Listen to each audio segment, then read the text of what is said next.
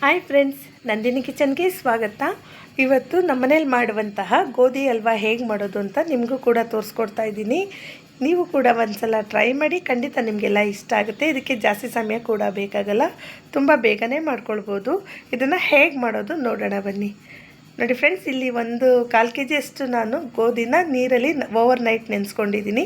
Night ನೆನೆಯಕ್ಕೆ ಬಿಟ್ಟರೆ ಸಾಕು. ನೋಡಿ, ಅದಕ್ಕಿಂತ ಸ್ವಲ್ಪ ನೀರು ಜಾಸ್ತಿ ಇಟ್ಕೊಂಡು ನೆನೆಸ್ಕೊಳ್ಬೇಕು. ಒಂದು ದೊಡ್ಡ ಹಚ್ಚು ನಾನು ಬೆಲ್ಲ ತೊಗೊಂಡಿದ್ದೀನಿ. ಈಗ ಇದಕ್ಕೆ ಒಂದು 4ರಿಂದ 5 ಏಲಕ್ಕಿ ಕಾಯಿನ ಕೂಡ ನಾನು ತೊಗೊಂಡಿದ್ದೀನಿ.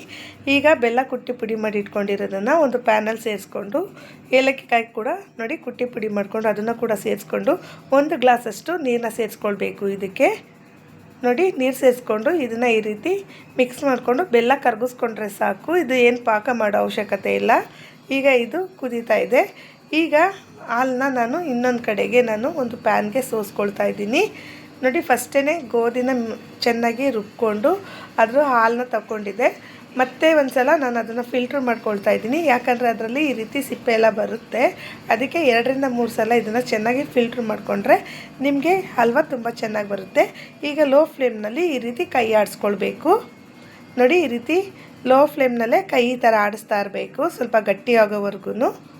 ತುಂಬ ಲೋ ಫ್ಲೇಮು ಬೇಡ, ತುಂಬ ಹೈ ಫ್ಲೇಮ್ ಬೇಡ, ಮೀಡಿಯಮ್ ಫ್ಲೇಮ್ ಇಟ್ಕೊಂಡ್ರೂ ಸಾಕು. ನೋಡಿ, ಈಗ ಇದು ಗಟ್ಟಿ ಆಗ್ತಾ ಬಂದಿದೆ. ಕೈ ಬಿಡದೆ ಈ ರೀತಿ ನಾನ್ ಸ್ಟಿಕ್ ಪ್ಯಾನಲ್ಲೇ ಇದನ್ನು ಮಾಡ್ಕೊಳ್ಬೇಕು, ಆವಾಗ ನಿಮಗೆ ತಳ ಹಿಡಿಯಲ್ಲ. ನೋಡಿ, ಇದಾಗಿದೆ. ಈಗ ಇದಕ್ಕೆ ನಾನು ಬೆಲ್ಲದ ಪಾಕನ ಸೇರಿಸ್ಕೊಳ್ತಾ ಇದ್ದೀನಿ. ಇದೇನು ಜಾಸ್ತಿ ಪಾಕ ಮಾಡ್ಕೊಂಡಿಲ್ಲ, ಸುಮ್ಮನೆ ಜಸ್ಟ್ ನಾನು ಬೆಲ್ಲನ ಕರಗಿಸ್ಕೊಂಡಿದ್ದೀನಿ. ನೋಡಿ, ಈಗ ಇದನ್ನು ಸೇರಿಸ್ಕೊಂಡ್ಮೇಲೆ ಇದನ್ನು ಕೂಡ ಒಂದು ಸಲ ಎಲ್ಲ ಈ ರೀತಿ ಕೈ ಆಡಿಸ್ಕೊಳ್ಬೇಕು. ನೋಡೋಕ್ಕೆ ಸ್ವಲ್ಪ ಗಟ್ಟಿ ಅನಿಸುತ್ತೆ, ಮಿಕ್ಸ್ ಮಾಡ್ಕೊಳ್ತಾ ತುಂಬ ಸಾಫ್ಟಾಗಿ ಬರುತ್ತೆ. ನೋಡಿ, ಇದನ್ನು ಕೂಡ ಕೈ ಬಿಡ್ದೇ ಈ ರೀತಿ ಎಲ್ಲ ಮಿಕ್ಸ್ ಮಾಡ್ಕೊಳ್ಬೇಕು. ಈ ರೀತಿ ಮಿಕ್ಸ್ ಮಾಡ್ತಾ ಎಲ್ಲ ಇವಾಗ ಚೆನ್ನಾಗಿ ನಿಮಗೆ ಸಾಫ್ಟ್ ಅನಿಸುತ್ತೆ, ಅಷ್ಟು ಚೆನ್ನಾಗಿ ಈ ರೀತಿ ಮಿಕ್ಸ್ ಮಾಡ್ಕೊಳ್ಬೇಕು. ನೋಡಿ, ಈ ರೀತಿ ಎಲ್ಲ ಮಿಕ್ಸ್ ಮಾಡ್ಕೊಂಡ್ಮೇಲೆ ಈಗ ಒಂದು ತಟ್ಟೆಗೆ ಸ್ವಲ್ಪ ಎಣ್ಣೆನೋ ತುಪ್ಪನೋ ಸೇರಿಸ್ಕೊಂಡು ನೋಡಿ ಎಲ್ಲ ಸವರ್ಕೊಳ್ಬೇಕು. ತಟ್ಟೆಗೆ ಅಂಟ್ಕೊಳ್ಬಾರ್ದು ಅಂತ ಸ್ವಲ್ಪ ಹಾಕ್ಕೊಂಡ್ರೆ ಸಾಕು, ಜಾಸ್ತಿ ಏನು ಬೇಡ. ನೋಡಿ, ಈಗ ಎಣ್ಣೆ ಸವರಿಟ್ಕೊಂಡಿರೋ ತಟ್ಟೆಗೆ ನಾನು ಇದನ್ನೆಲ್ಲ ಶಿಫ್ಟ್ ಮಾಡ್ಕೊಳ್ತೀನಿ. ನೋಡಿ, ಇದನ್ನೆಲ್ಲ ಪೂರ್ತಿ ತಟ್ಟೆ ಒಳಗಡೆ ಹಾಕ್ಕೊಂಡು ಇದನ್ನು ಈ ರೀತಿ ಹರಡಬೇಕು ತಟ್ಟೆಗೆ.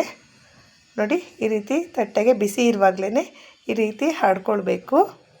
ನೋಡಿ, ಈಗ ಒಂದು ಸಮವಾಗಿ ಎಲ್ಲ ನಾನು ಹರಡ್ಕೊಂಡಿದ್ದೀನಿ.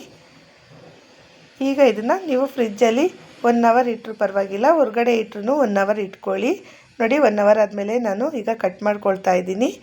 ಇವಾಗ ಎಷ್ಟು ಚೆನ್ನಾಗಿ ಬಂದಿದೆ ಅಂತ ನಾನು ತೋರಿಸ್ತೀನಿ. ನಿಮಗೆ ಯಾವ ಹ್ಯಾಂಗಲಲ್ಲಿ ಬೇಕು ಆ ರೀತಿ ಕಟ್ ಮಾಡಿಕೊಂಡ್ರೆ ತುಂಬ ಅದ್ಭುತವಾಗಿರುವಂಥ ರುಚಿಕರವಾದಂತಹ ಗೋಧಿ ಹಲ್ವಾ ರೆಡಿಯಾಗುತ್ತೆ. ನೋಡಿ, ಬಾಯಲ್ಲಿಟ್ಟರೆ ಕರಗೋಗುತ್ತೆ, ಅಷ್ಟು ಸಾಫ್ಟಾಗಿ ಬಂದಿದೆ. ನೀವು ಕೂಡ ಸೇಮ್ ಮೆಜರ್ಮೆಂಟಲ್ಲಿ ಒಂದು ಸಲ ಟ್ರೈ ಮಾಡಿ.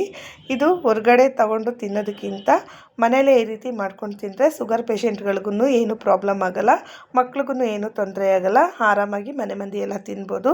ಈ ವಿಡಿಯೋ ಇಷ್ಟ ಆದರೆ ಲೈಕ್ ಮಾಡಿ, ಶೇರ್ ಮಾಡಿ, ಕಮೆಂಟ್ ಮಾಡಿ, ಸಬ್ಸ್ಕ್ರೈಬ್ ಮಾಡೋದನ್ನು ಮರಿಬೇಡಿ. ಇಷ್ಟೊತ್ತು ಈ ವಿಡಿಯೋ ವಾಚ್ ಮಾಡಿದ್ದಕ್ಕೆ ಥ್ಯಾಂಕ್ ಯು ಸೋ ಮಚ್.